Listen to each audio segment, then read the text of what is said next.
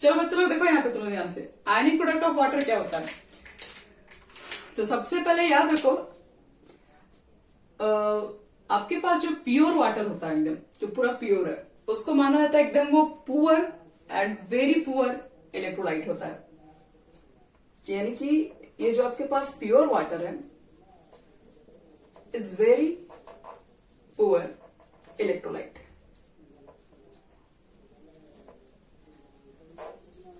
And ionises, और वो ionise किस में होगा, अगर आपके पास प्योर वाटर है तो वाटर है तो किस में टूटेगा, हर बच्चे को मालूम है H+ और OH- टूटेगा, और क्या टूटेगा।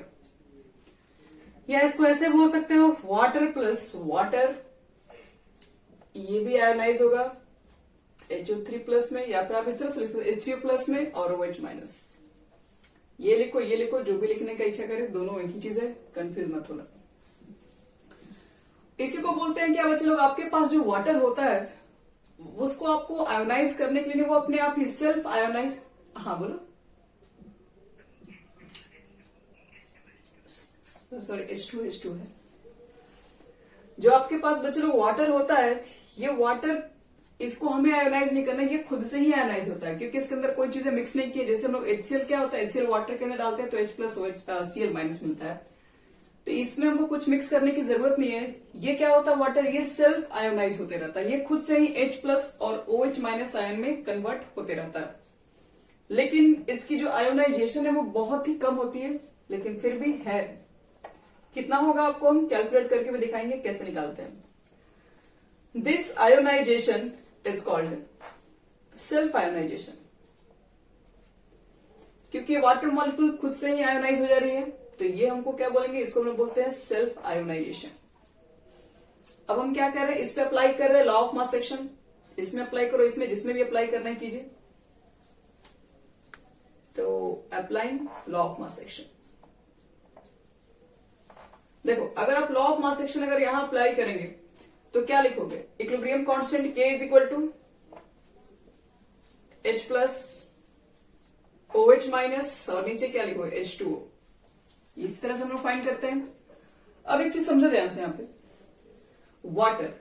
वाटर बच्चे बहुत ही कम आयोनाइज हुआ, बहुत ही इतना कम हुआ है कि लगभग मान के चलते हैं कि कांस्टेंट ही है, मतलब ज्यादा पार्ट डिसोसिएट हुआ ही नहीं है। तो एक छोटा सा वैल्यू को हम नीचे क्या लिखे, हम एक काम करते हैं, इधर ही भेजते हैं, दो कांस्टेंट एक जगह रखो। इसका भी कॉन्सेंट्रेशन कम ही होगा, कितना होगा हम लोग ये भी समझेंगे।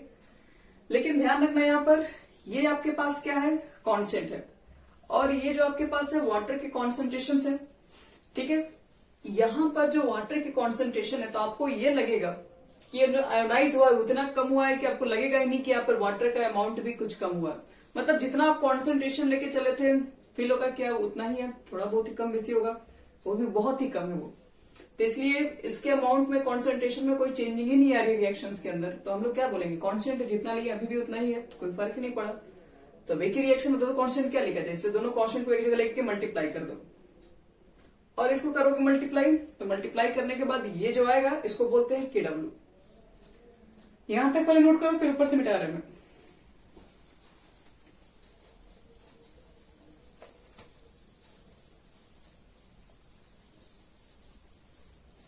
देखो, सिंस यहां लिखे dissociation of water take place, water जो बच्चे जो डिसोसिएट होता है to a very small extent, to a very small extent, यानी हम लोग बोल सकते हैं कि the concentration of unionized water molecule remains constant,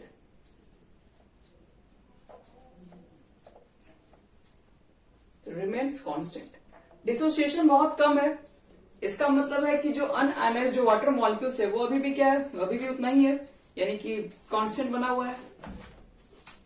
तो अब देखो हम लोग क्या बोलेंगे, यहां पर आपके पास एक K और इसके कॉन्सेंट्रेशन को मान लिया गया है कांस्टेंट, K में कांस्टेंट से मल्टीप्लाई करोगे तो एक नया कांस्टेंट निकल के आएगा, और उस नए कांस्टेंट को देखो क्या बोलते हैं, H+ है, OH- है, ये लिख दिया मैं, ये के है और ये कांस्टेंट होगा। तो इस नए कांस्टेंट को बोला जाता है KW।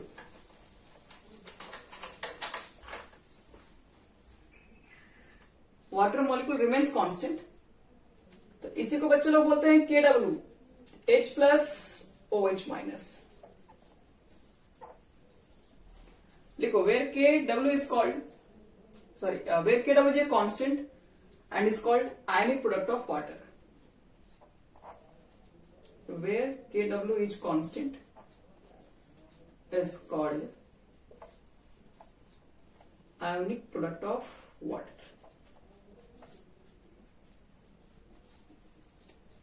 चलो, ये हमारा हो गया आयनिक प्रोडक्ट ऑफ वाटर क्या होता है। अगर सिंपल से कहा जाए कि आयनिक प्रोडक्ट ऑफ वाटर क्या, अगर इसी को देख के अगर डेफिनेशन बताना होगा तो ऐसे लोग देख के बता सकते हैं कि ionic product of water is equal to the product of concentration of hydronium ion, hydronium निकाल दो तो hydrogen ions and hydroxide ion. बस हो गया कंप्लीट। इसी को बोलते हैं हम लोग आयनिक प्रोडक्ट ऑफ वाटर बोलते हैं। अब समझो यहाँ पर एक सबसे इंपॉर्टेंट नोट्स, अगर नोट्स कहा जाए तो ये कुछ ज्यादा ही VVI नोट्स है, मतलब मार्केट में इसकी वैल्यू मान के चलो कि 1 लाख रुपए तक है, इतना ही इंपॉर्टेंट नोट्स है। जिस नोट्स का वैल्यू ज्यादा होता है उसको अब बहुत अच्छे से नोट किया कीजिए। कह रहा है कि आयनिक प्रोडक्ट जो वाटर होता है ये कांस्टेंट होता है, लेकिन ओनली एक फिक्स टेम्परेचर पर ही। यानी कि लिखो आयनिक प्रोडक्ट ऑफ वाटर यानी KW। अभी हम लोग देखें कि इसकी वैल्यू कांस्टेंट है, क्योंकि अभी के और कांस्टेंट यानी कि H2 के कॉन्सेंट्रेशन से मल्टीप्लाई करके नया कांस्टेंट को हम लोग KW बोल रहे हैं। यानी कि आयनिक प्रोडक्ट ऑफ जो वाटर बोल रहे हैं वो क्या है, वो कांस्टेंट है ओनली एट कांस्टेंट टेम्परेचर। अगर बच्चे लोग टेम्परेचर चेंज करोगे तो ये मत सोचना है कि KW का वैल्यू हमेशा वही रहेगा, चेंज होगा वो। यानी कि किसी फिक्स टेम्परेचर पर आयनिक प्रोडक्ट की वैल्यू जो होती है वो कांस्टेंट होती है। याद रखना, कांस्टेंट टेम्परेचर पर ही KW की वैल्यू कांस्टेंट होगी। टेम्परेचर आप चेंज करोगे तो KW की वैल्यू सेम नहीं रहेगी।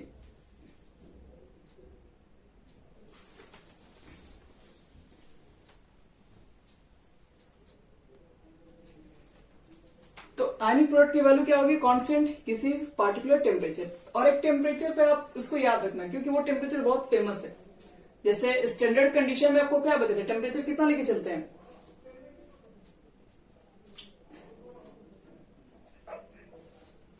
जब भी स्टैंडर्ड कंडीशन बात करते हैं तो टेम्परेचर लेते हैं 25 डिग्री सेल्सियस। तो आप 25 पर याद कर लीजिएगा। सारे टेम्परेचर पे तो हम KW की वैल्यू याद नहीं रख सकते, लेकिन 25 पे आपको याद रखना होगा। तो 25 को देखो एक्सपेरिमेंट मेजर किया गया, वो बता रहे कितना आया है। यानी कि the ionic product of water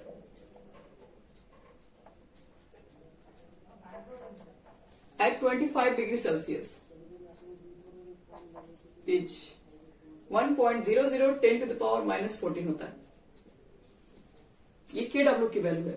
याद रखना 25 पर 25 डिग्री सेल्सियस पर KW की जो वैल्यू होती है ये फिक्स होती है, ये आपको याद रखना ही है। यानी KW इज इक्वल टू होगा 1.00 इंटू 10 to the power -14। दूसरी बात, KW जो होता है वो H प्लस और OH माइनस के इक्वल होता है, तो इसका वैल्यू भी इतना ही होगा। अगर आपसे पूछा जाए तो ये दोनों का बच्चे लोग प्रोडक्ट जो है वो इतना के इक्वल है, तो यहाँ पर H प्लस का वैल्यू कितना होगा और इसका वैल्यू कितना होगा। तो हमें तो पता है ना कि H2 अगर 1 मॉलिक्यूल्स ऑफ H2 अगर मान लो कि डिसोसिएट होता है तो H प्लस के जितने कॉन्सेंट्रेशन है, यानी 1 मोल H प्लस और 1 मोल OH माइनस के मतलब दोनों के कॉन्सेंट्रेशन तो सेम ही निकलते हैं। 1 मोल ये देता है और 1 मोल ये देगा। तो इसका मतलब है कि ये दोनों का प्रोडक्ट अगर इतना है और ये दोनों आपस में कॉन्सेंट्रेशन में सेम है, तो एक का कॉन्सेंट्रेशन कितना लिख सकते हैं, तो 10 to the power कितना लिख दिया जाए, अच्छा हाँ -14 ही है, 10 to the power -7। और OH का कॉन्सेंट्रेशन कितना होगा, 10 to the power -7, और ये दोनों को लेके मल्टीप्लाई कर लोगे तो 10 की पावर -14 आ जाएगा। तो याद रखना बच्चे लोग, ये आपको याद रखना ही है। 25 डिग्री सेल्सियस पर KW की वैल्यू ये फिक्स है, इसको एक्सपेरिमेंट करके निकाला गया इतना होगा। और के अगर 25 डिग्री सेल्सियस है तो उस पर कॉन्सेंट्रेशन ऑफ H प्लस और OH माइनस का वैल्यू है, ये भी फिक्स होता है, 10⁻⁻7 होगा। अब देखते हैं हाँ बोलिए।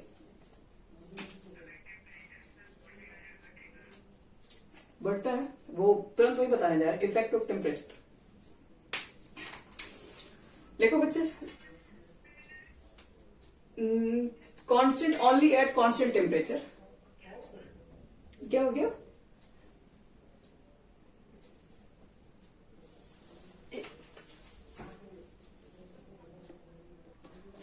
तो तुम लोग का अब नेक्स्ट टॉपिक है, लिखो इफेक्ट ऑफ टेम्परेचर।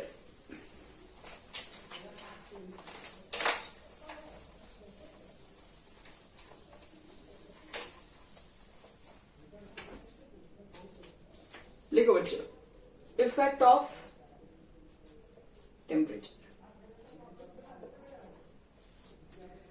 तो सबसे पहले याद रखना है कि KW increases with increase of temperature.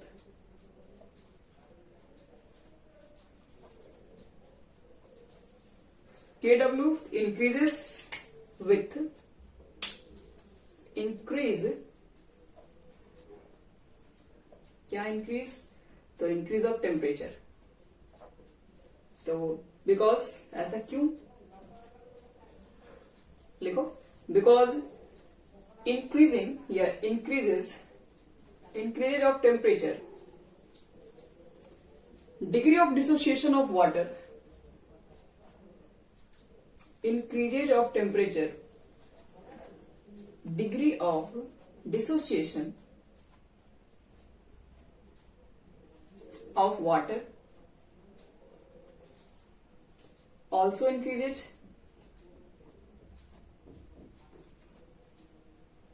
that is concentration of H plus ion and OH minus ion also increases, that is concentration of H plus ion and OH minus ion also increases। देखो बच्चे लोग, अगर temperature को आप बढ़ाओगे तो temperature बढ़ाने से क्या होता है कि डिग्री ऑफ डिसोसिएशन, यानी कि जो वाटर मॉलिक्यूल्स होते हैं, आप देखते हैं खुद ही डिसोसिएट होकर वेपर में कन्वर्ट हो जाते हैं, तो आसानी से वो डिसोसिएट होना स्टार्ट कर जाते हैं। अब ज्यादा मॉलिक्यूल में डिसोसिएट होंगे तो इसका मतलब है कि ज्यादा मॉलिक्यूल H और OH में कन्वर्ट होंगे, तो ज्यादा मॉलिक्यूल H और OH का आएगा तो ज्यादा KW की वैल्यू होगी। तो सिंपल से याद रखिए, KW की वैल्यू इंक्रीज होती है टेम्परेचर को बढ़ाने पर। हम लोग ने अभी जस्ट पढ़ा कि एक वाटर एक वीक इलेक्ट्रोलाइट है, बहुत कम आयोनाइज होता है, इसकी डिग्री ऑफ डिसोसिएशन भी बहुत कम होती है। तो हम ये मालूम करेंगे कि इसकी डिग्री ऑफ जो आयोनाइजेशन होती है वो एक्चुअल में होती कितना है। तो अब तुम लोग का एक क्वेश्चन ही है, तुम लोग एक तरीके का क्वेश्चन ही आपसे पूछा गया है कि calculate the degree of ionization of pure water at 25 degree Celsius.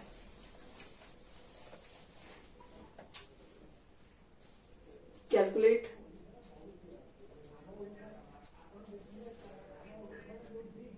एक minute, H plus ion and OH minus ion increases।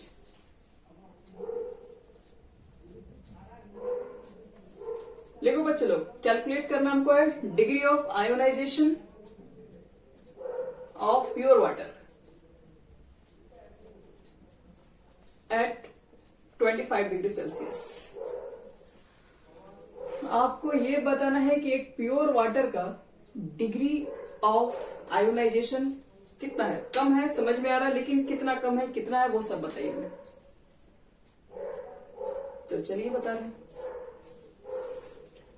H2O ले लो। H2O बच्चे लोग डिसोसिएट होगा H plus ion OH ion. कितना डिसोसिएट हुआ ये तो हमें भी निकालना ही है। एक काम करते हैं, हम मान लेते हैं कि H2O का हमने जो कॉन्सेंट्रेशन लेके चला है वो C है। जो भी आपके पास H2O प्रेजेंट है वो C अमाउंट में प्रेजेंट है। तो अब ये डिसोसिएट नहीं हुआ क्योंकि इनिशियल स्टेज लेके चले हैं, तो ये तो इनिशियल कंडीशन के ऊपर बात है। अब कुछ टाइम के बाद ये क्या होगा, कुछ टाइम के बाद ये H और OH में कन्वर्ट होगा। अब इसका कितना पार्ट डिसोसिएट हुआ, तो पहले ये C था, तो हम लोग बोल सकते हैं एट इक्विलिब्रियम पे।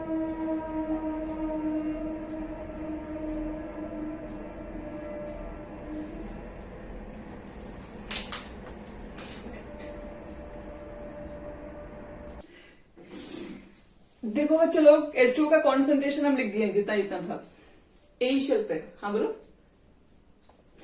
तुमको क्या करना है, डिग्री ऑफ आयोनाइजेशन, हाँ बता रहे डिग्री ऑफ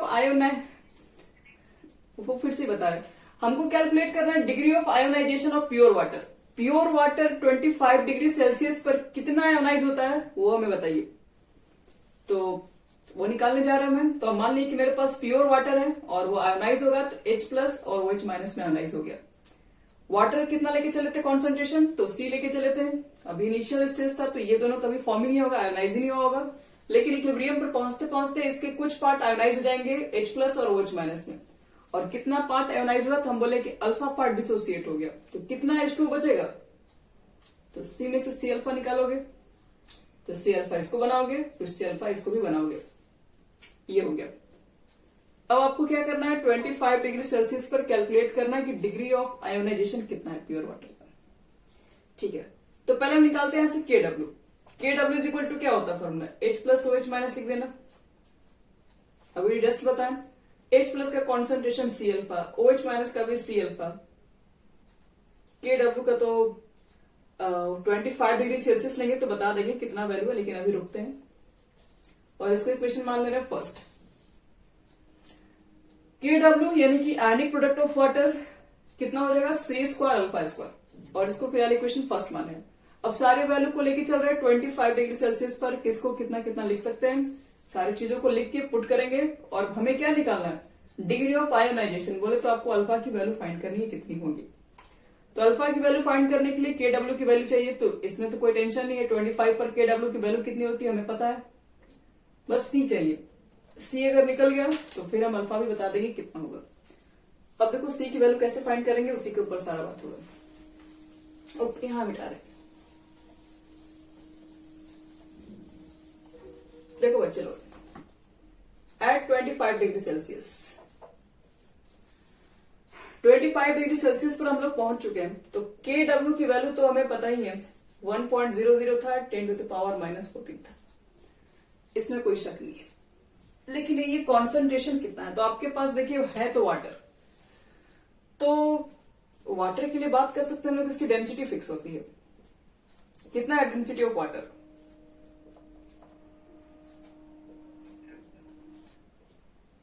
वन ग्राम पर ml। बोल सकते हो कि हमारे पास 1 ग्राम पर ml है। कॉन्सेंट्रेशन बच्चे लोग निकालना है, कॉन्सेंट्रेशन को हम मोलारिटी भी बोलते हैं। और मोलारिटी का मतलब होता है कि 1 लीटर आपके पास सॉल्यूशन अगर है तो 1 लीटर सॉल्यूशन के अंदर जो भी मोल्स प्रेजेंट होते हैं उसको बोलते हैं मोलारिटी, और उसी मोलारिटी को हम लोग कॉन्सेंट्रेशन भी कहते हैं। तो इसका मतलब है कि आपके पास सॉल्यूशन होना चाहिए 1 लीटर, ध्यान रखना आपके पास। तो 1 लीटर अगर आपके पास सॉल्यूशन में हमको मालूम करना है कि कितने, पहले तो मोल्स प्रेजेंट है और उसके बाद मोल्स निकालने के बाद हम लोग क्या कर देंगे, उसकी कॉन्सेंट्रेशन में निकाल देंगे। तो पहले लिख लो मास ऑफ वाटर कितना हो जाएगा,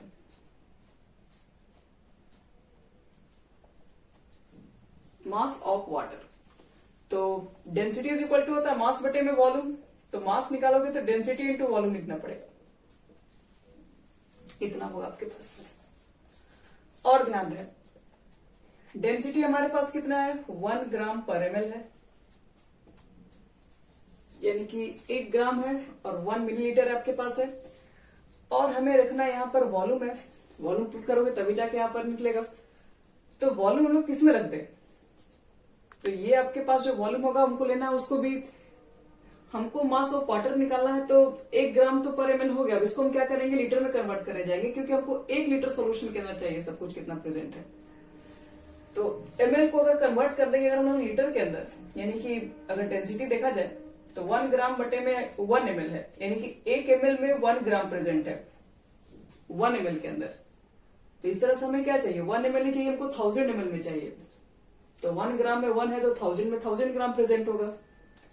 तो इसलिए मास ऑफ जो आप वाटर निकालेंगे 1 लीटर में आपके पास वाटर के कितने मास प्रेजेंट है, तो कितना आ जाएगा, डायरेक्ट देख लो। तो 1 है इसका और 1 ग्राम है, ये ml में है, लीटर में कन्वर्ट करोगे तो 1 बटे में 1000 चला जाएगा और ये 1000 चला जाएगा सबसे ऊपर। तो फाइनल कितना हो जाएगा, ये 1000 ग्राम ही तो आएगा इसके लिए। समझ में आया तुम लोग को कैसे लिखे हम ये 1000 ग्राम? मास ऑफ वाटर हमको निकालना था 1 लीटर पे कितना होगा। 1 लीटर में हमको मालूम करना है कि इसके अंदर टोटल मास कितना प्रेजेंट होगा। तो 1 लीटर कैसे फाइंड कर लोगे? तो ये जो तुम्हारे पास है डेंसिटी ऑफ वाटर है वो 1 ml पर चेक कर रहा है, यानी 1 ml में 1 ग्राम है, तो 100 ml में क्या हो जाएगा 100 ग्राम निकाल दोगे, यानी मास ऑफ वाटर जो आपके पास है वो 100 ग्राम होगा पर लीटर के लिए। और मुझे ये भी मालूम करना है कि 1 लीटर में आपके पास टोटल वाटर के मोल्स कितने प्रेजेंट है, यानी कि number of mole present in 1 litre.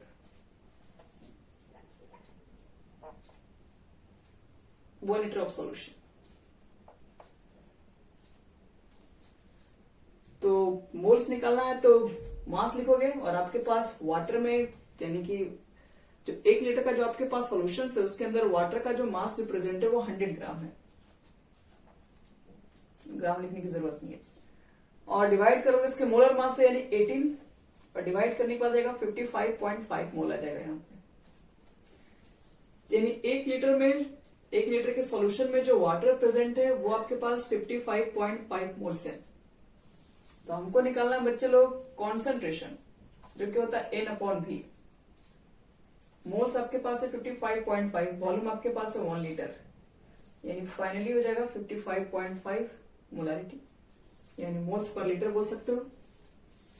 तो एक चीज याद भी कर लीजिए, ये हमेशा फिक्स होता है। अगर आपसे मोलारिटी पूछा जाए प्योर वाटर का बताओ, मोलारिटी ऑफ प्योर वाटर, तो ये फिक्स है, ये 55.5 ही होता है हमेशा। कैसे निकाल लेंगे हम लोग? तो इसको देखो, डेंसिटी ऑफ वाटर हमें पता होता है कितना होता है 1 ग्राम पर ml, यानी कि 1 ml सॉल्यूशन के अंदर 1 ग्राम क्या आपके पास सॉल्यूट प्रेजेंट होती है, सॉल्यूट नहीं सॉरी वाटर प्रेजेंट होती है। इसको मैं डायरेक्टली चाहेंगे तो यहां से रिलेट कर सकते हैं कि 1 ml के अंदर क्या बोलोगे 1 ग्राम प्रेजेंट है, क्या प्रेजेंट है, तो 1 ग्राम आपके पास वाटर प्रेजेंट होता है। तो 100 ml पे निकाल लो, क्योंकि वही 1 लीटर के इक्वल होता है। तो 100 ml पर क्या बोलोगे, तो 1 बटे में आपके पास कितना आ जाएगा 1000 आ जाएगा, 100 नहीं सॉरी 1000। और 1000 ml को ही क्या बोलते हैं 1 लीटर बोलते हैं। तो सॉरी उल्टा कर देना, हम यहाँ पर 100 हो जाएगा ऊपर। तो इसका मतलब बच्चे लोग 1 लीटर के अंदर आपके पास 1000 ग्राम क्या होगा, 1000 ग्राम वाटर प्रेजेंट है, उसका मास प्रेजेंट है, और वो आपको तो दिख भी नहीं रहा है। यानी कि 1 लीटर सॉल्यूशन के अंदर 1000 ग्राम वाटर प्रेजेंट रहते हैं। और ये जो तुम निकाले हो ये क्या बता रहे हो, ये 1 लीटर सॉल्यूशन के अंदर, लेकिन हमको तो निकालना है कि 1 लीटर सॉल्यूशन के अंदर कितने मोल्स प्रेजेंट है। तो मोल्स के लिए गिवन मास को मोलर मास से डिवाइड कर दोगे तो तुम्हारे पास खुद आ जाएगा कॉन्सेंट्रेशन, यानी कि 50.5 होता है। इसको आप ध्यान रखिएगा, ये वाटर को कभी भी ये एमसीक्यू के क्वेश्चन में दिया जा सकता है कि बताओ कि वाटर की मोलारिटी कितनी होती है। तो ये फिक्स है 55.5 है, मोलारिटी बोल दे चाहे कॉन्सेंट्रेशन बोल दे। अब ये सब सारे वैल्यू को हम लोग पुट करने जा रहे हैं, जो एक्सप्रेशन में हमारे पास मिला था KW वाला फॉर्म में। चलो KW की इक्वेशन हम लोग पुट कर देंगे, कॉन्सेंट्रेशन की जगह पर 55.5 KW का वैल्यू पुट कर देंगे, वहां से हम लोग क्या निकाल देंगे अल्फा की वैल्यू फाइंड करेंगे कितना होगा। यानी कि KW इज इक्वल टू कितना आया था H प्लस नहीं सॉल्व किया था ना, C अल्फा भी था और कितना था फिर C स्क्वायर अल्फा स्क्वायर था। KW की वैल्यू पुट कर दो, C का वैल्यू लिख दो 55.5, ये स्क्वायर हो जाएगा अल्फा स्क्वायर, और अल्फा स्क्वायर की वैल्यू निकालोगे तो इसके बटा में इसको भेजना पड़ेगा।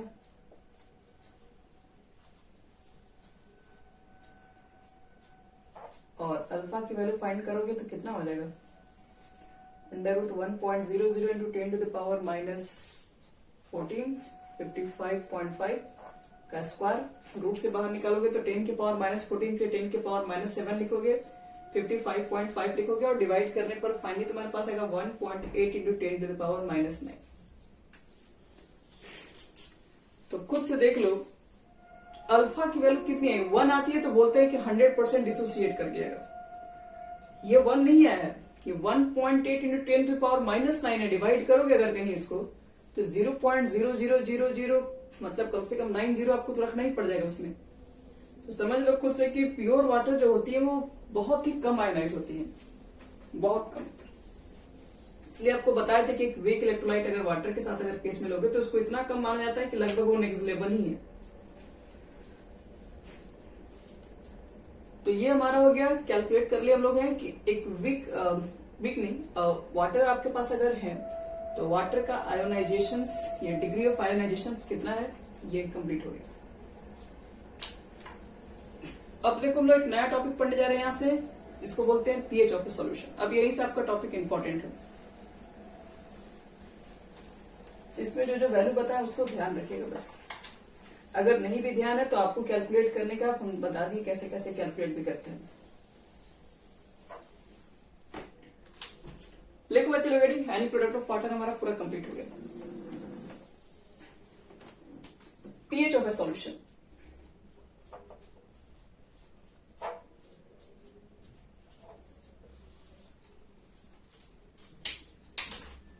देखो पीएच ऑफ ए सॉल्यूशन क्या होता है। पीएच के बारे में हम लोग 10th क्लास में ही पढ़े थे, लेकिन वो बहुत कम इंफॉर्मेशन रहता है वहां पे। देखो पीएच पहले किसको कहते हैं, पूरा हम डेफिनेशन बताएंगे इसका। पहले तो समझो कि pH of a solution is defined as, एक सिंपल सा डेफिनेशन जो सबसे पहले दिया गया था। PH of a solution is defined as the magnitude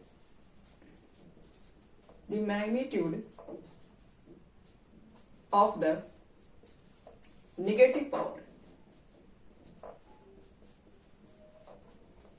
power to which 10 must be raised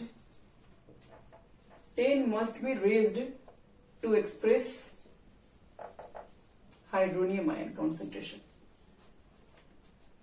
Hydronium ion concentration.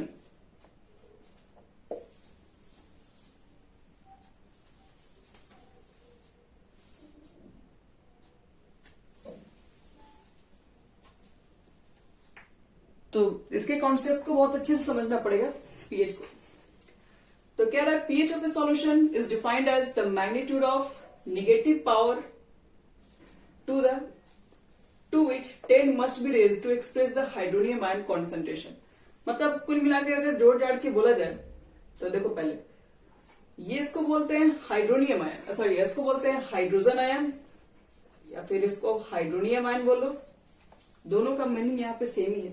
इसमें भी H+ का, हवा में तो H+ नहीं होगा, H+ होगा वो वाटर के अंदर ही होता है।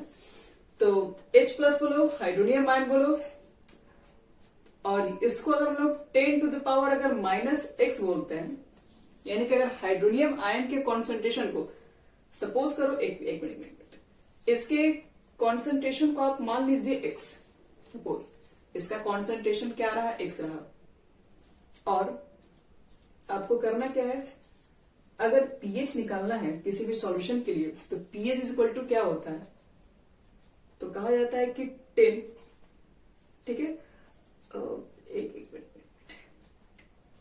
पीएच तो अभी रुक जाओ, H+ और हाइड्रोनियम आयन की कॉन्सेंट्रेशन क्यों, ठीक है बच्चे लोग, यहीं पर इसका लॉजिक छुपा हुआ है। देखो ध्यान से, डेफिनेशन में सब कुछ लिखा हुआ है। पीएच क्या होगा, तो कह रहा है pH of a solution is defined as, आपको क्या करना है, तो मैग्नीट्यूड लेना है किसका, नेगेटिव पावर जो कि क्या किया गया है, जो कि रेस किया गया है टैंक के ऊपर में, टैंक के ऊपर नेगेटिव पावर को रेस किया गया है to express the hydronium ion concentration. मतलब हाइड्रोनियम आयन के कॉन्सेंट्रेशन को रिप्रेजेंट किया गया है। कैसे रिप्रेजेंट किया गया है, तो हाइड्रोनियम आयन के कॉन्सेंट्रेशन को बताया गया है और 10 टू द पावर माइनस, अब जो भी है हम इसको मान लेते हैं, फिलहाल x मान लेते हैं।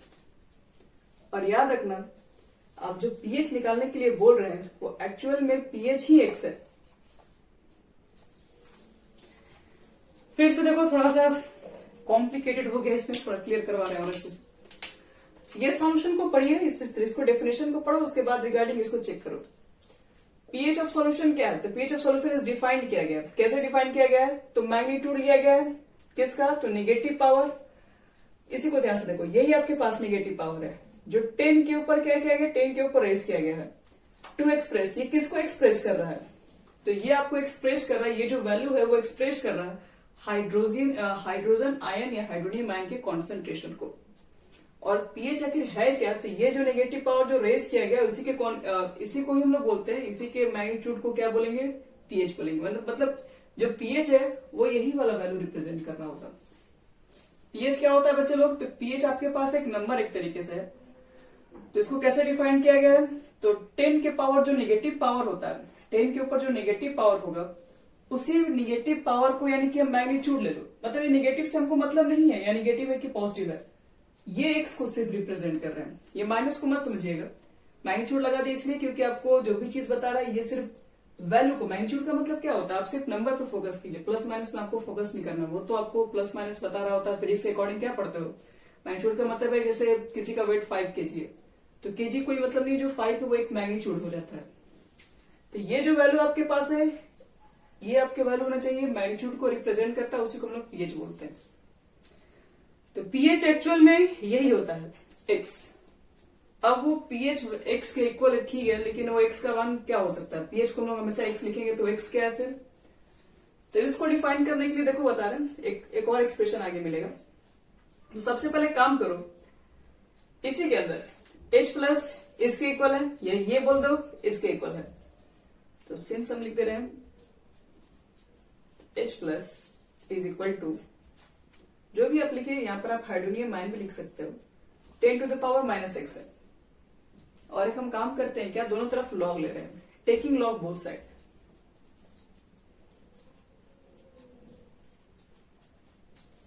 देखो अगर दोनों तरफ लॉग लोगे तो क्या होगा, यहाँ पे log hydronium ion is equal to, यहां पर लॉग लोगे तो 10 to the power minus x हो जाएगा। क्या लगता है ये m के पावर n का फॉर्मूला आपको पता है, हाँ ये बच्चे लोग लॉग है, दोनों तरफ लॉग लिया गया है। तो लॉग के बच्चे प्रॉपर्टी क्या होती है, अगर m के पावर n है तो ये पावर बाहर निकाल देते हैं ना, तो माइनस लॉग 10, और लॉग 10 के बारे में सबको मालूम है लॉग 10 की वैल्यू होती है 1, तो सिर्फ कितना हो जाएगा माइनस एक्स, यानी कि हम लोग क्या बोलते हैं माइनस एक्स इसके इक्वल है, तो एक्स किसके इक्वल है, तो x का जो मान होगा किसके इक्वल लिखोगे, इसको मिटा रहे हैं। तो देयरफॉर x की जो वैल्यू होगी, ये माइनस एक्स की वैल्यू इतना है, तो प्लस एक्स की वैल्यू निकालोगे तो माइनस लॉग हाइड्रोनियम आयन, और x क्या रिप्रेजेंट कर रहा है, pH, तो pH इज इक्वल टू कितना लिखोगे, तो माइनस लॉग हाइड्रोनियम आयन। यही है बच्चे लोग pH की वैल्यू। तो आपसे कोई नॉर्मली अगर पूछा जाए कि क्या होता है पीएच, तो पीएच क्या निकला, एक एक्स था वहां पर, आप लोग देख रहे होंगे पीएच तो एक्स मिलता, तो एक्स कहां से रेज किया गया था, वो कहां से एक्स लाया गया था, तो वो जो वैल्यू था वो रिप्रेजेंट कर रहा था, कैसे रिप्रेजेंट कर रहा था, तो पहले तो वो मैग्नीट्यूड था, नेगेटिव पावर जो कि 10 के ऊपर रेज किया था, और सब सारे वैल्यू जो है वो क्या रिप्रेजेंट करते हैं, वो रिप्रेजेंट करते हैं एक्सप्रेशन, यानी कि किसके, हाइड्रोनियम आयन या फिर हाइड्रोजन आयन के कॉन्सेंट्रेशन को,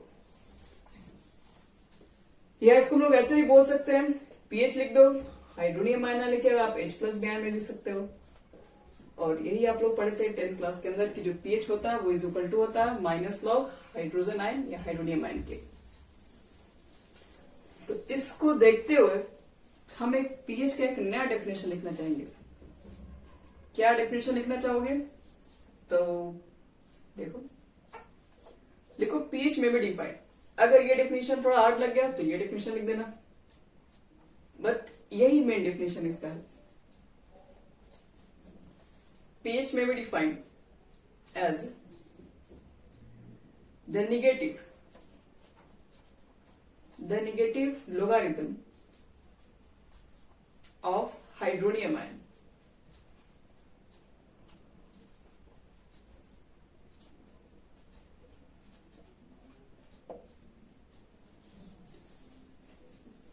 ये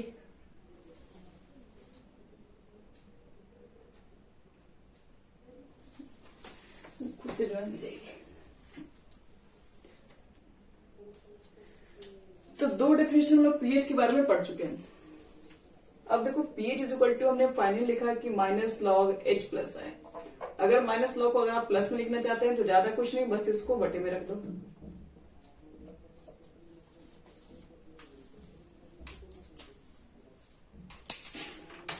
अब देखिए इसमें, अच्छा एक चीज बताओ, स्ट्रॉन्ग एसिड किसे कहते हैं?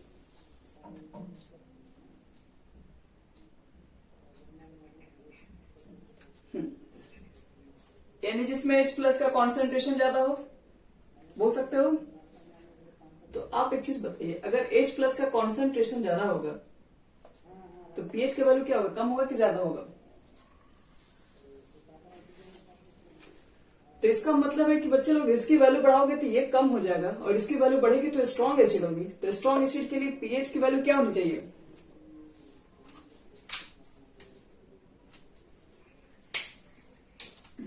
बहुत कम होनी चाहिए। याद रखना कि जितना ज्यादा आपके पास pH की वैल्यू कम है किसी भी एसिड के लिए, तो वो उतना ही स्ट्रॉन्गेस्ट एसिड माना जाता है। और ये सबको मेजर करने के लिए एक pH स्केल का भी आप लोग नाम सुने होंगे, लिखो। हेंस एक और नया डेफिनेशन, pH में also be defined of logarithm, defined as logarithm of the reciprocal of H plus ion। बस यही चीज है। देखो यहाँ पर ध्यान से, pH को डिफाइन किया गया है, क्या है, लोगारिदम है, और H प्लस आयन के कॉन्सेंट्रेशन का रेसिप्रोकल है। हो गया कंप्लीट। चलो अब कुछ बात कर लेते हैं pH स्केल को लेकर।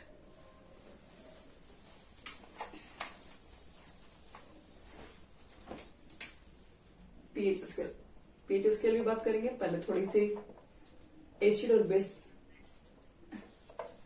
Reciprocal of H plus ion. देखो बच्चे लोग, अगर pH इज इक्वल टू आप क्या लिख रहे हो, minus log H plus ion लिख रहे हो, तो अगर आपसे पूछा जाए POH को क्या लिखोगे,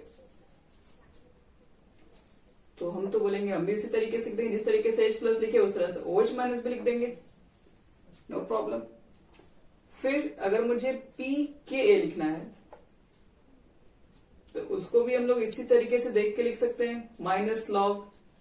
अब K क्या है, K आपके पास डिसोसिएशन कांस्टेंट ऑफ एसिड है, तो अब इसके लिए कॉन्सेंट्रेशन क्या लिखना है, इसकी वैल्यू कुछ होगी। pKb, इसके लिए भी क्या लिखोगे, तो इसको देखते हुए माइनस लॉग फिर से लिख देंगे, K भी लिख दो यहाँ पे। तो देखो यहां से एक्सप्रेशन भी बना रहा है, सिंस हमें पता है कि ionic product of water KW होता है H प्लस और OH माइनस आयन, और हम यहां पे लेने जा रहे हैं टेकिंग लॉग बोथ साइड, दोनों तरफ लॉग ले रहे हैं। तो लॉग इधर तो आपका हो जाएगा KW, इधर लॉग लोगे बच्चे लोग, तो लॉग M इंटू N का फॉर्मूला क्या लिखा जाए,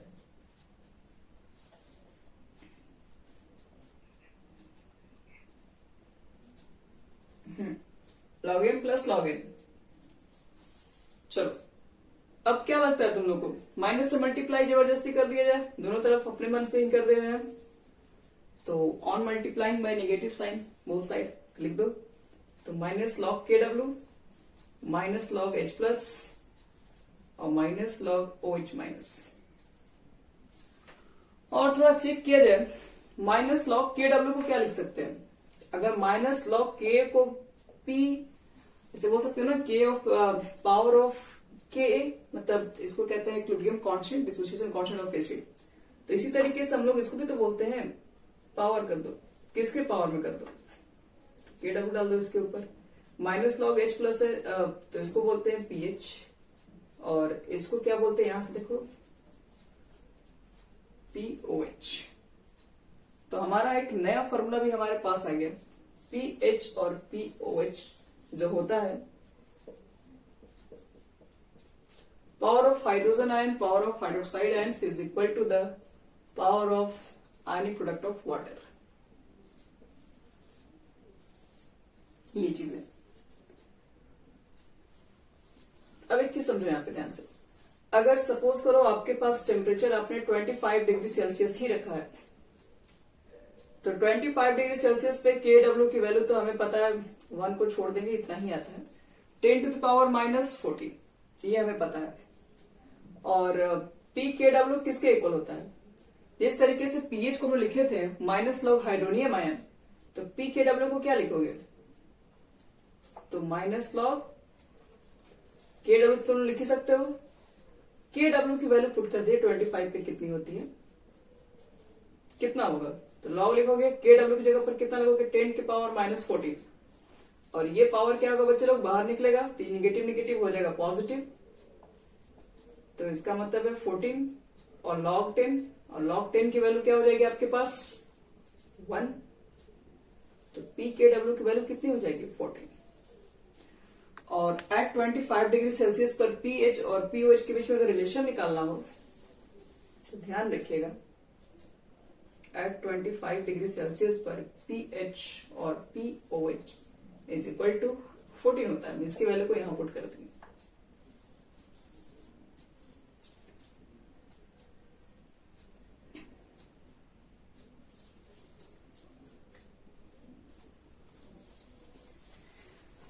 चलो अब एक छोटी सी बात है जो कि मुझे लगता है कि कोई खास बताने की जरूरत नहीं है, लेकिन फिर भी चैप्टर में पढ़ना है तो बताना ही पड़ेगा। pH, मान लो आप pH कैलकुलेट किए, ठीक है, आपको क्वेश्चन में pH ही दे रहेगा कैलकुलेट करने के लिए। pH कैलकुलेशन की और मालूम चला कि pH की वैल्यू ला दी है 7 से कम, तो वो सॉल्यूशन का नेचर कैसा होगा, चलो वेरी गुड, वो आपके पास एसिडिक नेचर होगा। आपने एक सॉल्यूशन बनाया जिसमें pH की वैल्यू ग्रेटर देन 7 आ गया, बेसिक नेचर है, और लास्ट है pH इज इक्वल टू 7 आ गया, यही है, झोल खत्म। तो आज का तुम्हारा यहीं तक टॉपिक रखते हैं। pH, OH, pK final product of water क्या है, आयोनाइजेशन कैसे कैलकुलेट करते हैं, ये सब सारी बातों को तुम लोग याद रखना। और कल इस सारे टॉपिक पे हम लोग को बनाना है बहुत सारा न्यूमेरिकल्स, और न्यूमेरिकल्स के बाद